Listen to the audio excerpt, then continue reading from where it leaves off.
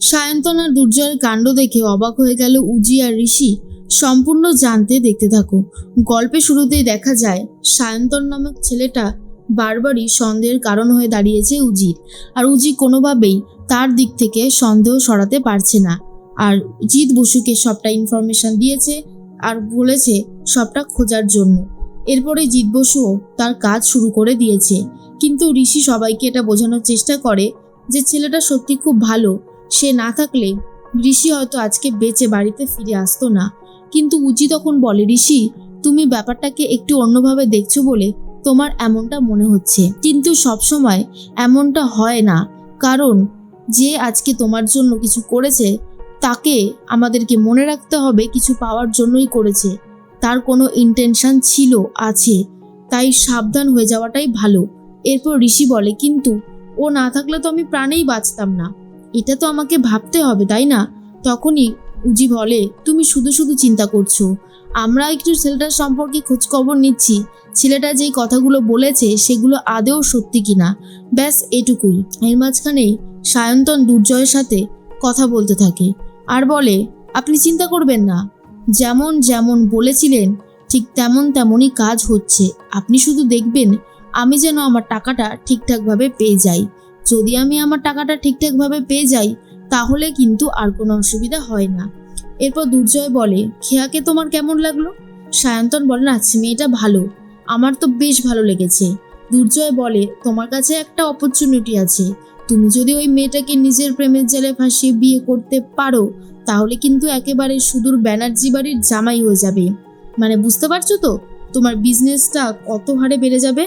এরপরেই লোকটা সামলাতে পারলো না আর সায়ন্তনার বলে, ঠিক আছে আমি আপনার কথা শুনতে রাজি, খেয়াকে নিজের জালে ফাঁসাতে হবে তাই তো? যেমনটা আপনি বলবেন, কিন্তু আমার 50% শেয়ার চাই। দেখুন আমি একজন সত্যিই তো আইটি কর্মী, বলুন এত কষ্ট করে কাঠখড় পুড়িয়ে সব কিছুর ব্যবস্থা করছি, 50% শেয়ার না পেলে কিছু করতে মন চায় না। আর এটা যে কত বড় একটা রিস্কের কাজ সেটা নিশ্চয়ই আপনি জানেন। দুর্জয় তখন বুঝতে পারে আর বলে, ঠিক আছে 50% চেয়েছো না, 50%ই দিয়ে দেওয়া হবে, তবে তুমি তোমার কাজটা মন দিয়ে করো। কি করবে তো? সায়ন্তন বলে, একদমই তাই।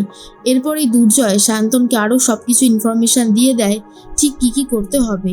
অন্যদিকে জিৎ বসু, ঋষি আর উজি তিনজন মিলে কথা বলতে থাকে। ঋষি তখন বলে, ওই ছেলেটা আমাকে বাঁচিয়েছিল আর তোমরা যেভাবে ওকে সন্দেহ করছো আমার অ্যাকচুয়ালি খুব খারাপ লাগছে। উজি বলে, একটা প্রশ্ন তো থেকেই যায়, ছেলেটা এতক্ষণ ধরে সবকিছু ফলো করলো অথচ এতগুলো গুন্ডা ওই ছেলেটাকে দেখলো না, এটাই আমার কাছে মিলছে না হিসাবটা। তাই আমাকে এটা ভালো করে জানতে হবে এর মধ্যে কোনো গন্ডগোলের আছে কিনা। তার মধ্যে দেখা যায় ঐশী ফোন করে দুর্জয়কে আর বলে, কি ব্যাপার মেশো, তোমার কোনো খবর নেই? তখন দুর্জয় বলে, খবর তো তোমার নেই, ব্যানার্জি বিল্ডার্স জয়েন করার পরেই মেশোকে তো ভুলেই গেছো। ঐশী বলে, আরে না না আমি একদম ভুলে যাইনি, আর বলো না, ভাইকে তো পাওয়া যাচ্ছিল না, একটা ছেলে শান্তন বলি নাম, ও তো ভাইকে বাঁচিয়েছে, এখন ওকেও সন্দেহর তালিকায় রেখে দিয়েছে উজি, যাকে পারছে তাকেই সন্দেহ করছে, সন্দেহর তালিকা থেকে কাউকে বাদ দিচ্ছে না। তখনই দুর্জয় বলে, তা কেন সন্দেহ হচ্ছে, আর ছেলেটাই বা কে? ঐশী তখন সবটা খুলে বলে। দুর্জয় মনে মনে ভাবে, তুমি তো আর জানো না, সেই ছেলেটাকে আমি এখান থেকে পাঠিয়েছি সবটা ব্যবস্থা করার জন্য। এর মধ্যে ঐশী তখন ভাবে, আমি এই বিজনেস থেকে সরবো না, এই বিজনেসেই থাকবো। তাই বিজনেসের কিছু কিছু কাজ নিজে থেকে আগ বাড়িয়ে করতে শুরু করে, কিন্তু ঋষি কোনোভাবেই সাপোর্ট করে না। ঋষি কিছু পেমেন্টকে আটকে দিয়েছে, হোল্ড করে দিয়েছে, আর সেটা শুনে রীতিমতো ঐশী রেগে যায় আর বলে, এসব ভাই শুরু করে দিয়েছে আবার, যেভাবে হোক আমাকে দেখাতে হবে যে আমিও এই বিজনেসটা ইনভলভ রয়েছি, আমিও কাজবাজ করব। তার মধ্যেই উজি তখন বলে, ঋষি তোমার কি হয়েছে বলো তো, একটু শান্ত হও না।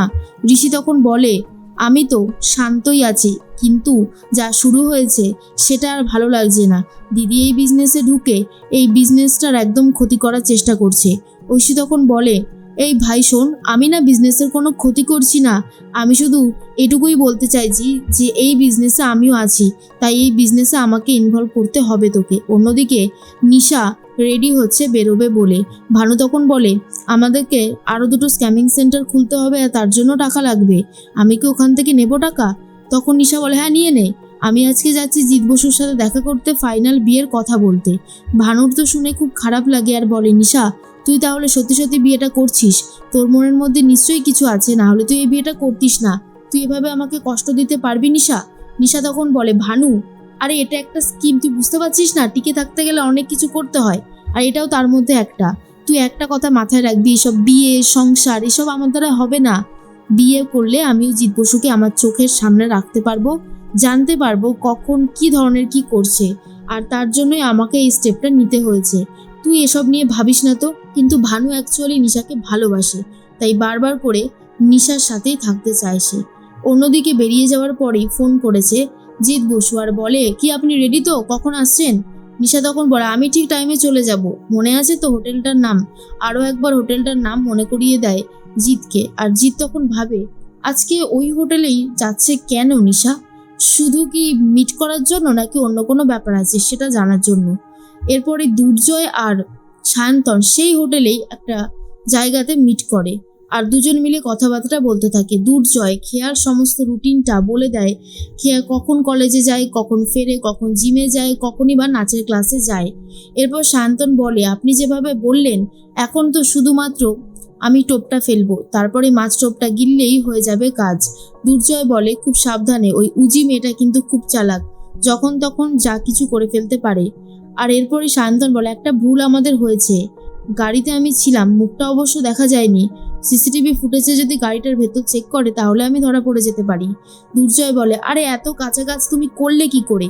তখনই সায়ন্তন বলে, দেখুন আমরা চোর, পুলিশরা তো আমাদের পিছনে থাকবেই, আর খুঁজে খুঁজে ঠিক কিছু না কিছু বার করবে।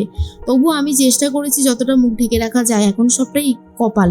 এর মাঝখানে নিশা চলে এসেছে সেই হোটেলেই দুর্জয়ের সাথে দেখা করবে বলে। অন্যদিকে ঋষিদেরকে ডেকে পাঠিয়েছিল অফিসার জিৎ বসু। জিৎ বসু বলে, আমরা ওই হোটেলের সিসিটিভি ফুটেজগুলো আর কিছু স্টিল ছবি পেয়েছি, যেগুলো আমার মনে হয় এই কেসের জন্য কাজে আসতে পারে। আপনি ভালো করে দেখুন, যদি কোনো কাজে আসে। উজি তখন বলে, দেখতে তো হবেই।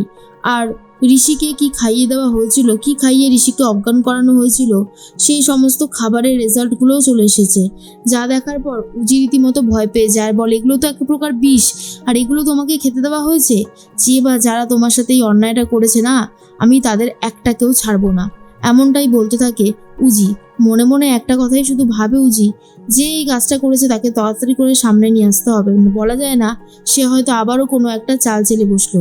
এর মাঝখানেই উজির কথা শুনে ঋষি তো একটু ভয় পায়, আর সায়ন্তনকে প্রপার ট্রেনিং দিয়ে ব্যানার্জি বাড়িতে পাঠানোর ব্যবস্থা করে দিচ্ছে দুর্জয়, যাতে সে বাইরে থেকে ব্যানার্জি পরিবারের ক্ষতি করতে পারে।